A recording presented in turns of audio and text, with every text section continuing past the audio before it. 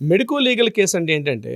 2000 in the year of 2000 before వరకు కూడా ఏదైనా రోడ్డు మీద యాక్సిడెంట్ గానీ, లేదా భార్యాభర్తల గొడవలు కావచ్చు, ఇంట్లో ఏదైనా కొట్టాట్లు గానీ, ఇట్లా ఇతరత్రా ఏదైనా జరిగిందనుకోండి, ఇమ్మీడియేట్‌గా గవర్నమెంట్ హాస్పిటల్‌కి మాత్రమే వెళ్ళే అవకాశం ఉండేది. అక్కడ ఒక గవర్నమెంట్ డాక్టర్ గారు ఇమ్మీడియేట్‌గా ఆ యొక్క క్యాండిడేట్‌ని, అంటే ఎవరైతే యాక్సిడెంట్‌కి గురైన వ్యక్తిని, అంటే యాక్సిడెంట్ కావచ్చు, ఇతరత్రా ఏదైనా కావచ్చు, ఆ వ్యక్తిని అడ్మిట్ చేసుకోవడం, చేసుకోకపోవడం అని అతన్ని రకరకాల ఇబ్బందులు పెడుతూ మరలా లోపల అడ్మిట్ చేసుకున్న తర్వాత ఆ ప్రొసీడింగ్స్‌కి ఆ సమయానికి గవర్నమెంట్ డాక్టర్ గారు అవైలబిలిటీ ఉంటారు, ఉండకపోవచ్చు. రకరకాలుగా ఉండేది అప్పట్లో 2000 బిఫోర్. 2000 ఇయర్ తర్వాత ఏం చేశారంటే ప్రైవేట్ హాస్పిటల్స్ కూడా any type of accident A case అయినా ఫస్ట్ రాగానే అడ్మిట్ తీసుకోవచ్చు అన్న అవకాశాన్ని భారతదేశ వ్యాప్తంగా కూడా అమల్లోకి తీసుకొచ్చారు. అంటే ఏదైనా గాయాలతో రావచ్చు, రోడ్ యాక్సిడెంట్తో ఉన్న గాయాలు కావచ్చు, ఇంట్లో ఉన్న కొట్లాట గాయాలు కావచ్చు, లేకపోతే సూసైడ్ అటెంప్ట్ కావచ్చు, ఇతరత్ర ఏ కారణాలైనా ఇమ్మీడియట్గా దగ్గరలో ఉన్న హాస్పిటల్కి ఇమ్మీడియట్గా తీసుకెళ్లి ఆయనకి ఫస్ట్ ఎయిడ్ చేయడం, అంటే ట్రీట్మెంట్ తీసుకొని ఆ దగ్గరలో ఉన్న ఏ డాక్టర్ అయినా, any MBBS doctor, any authorized MBBS doctor, ఇక్కడ గుర్తుపెట్టుకుని ఎనీ ఎంబీబీఎస్ డాక్టర్, మళ్ళీ ఇతర డాక్టర్లు కాదు నేను చెప్పేది,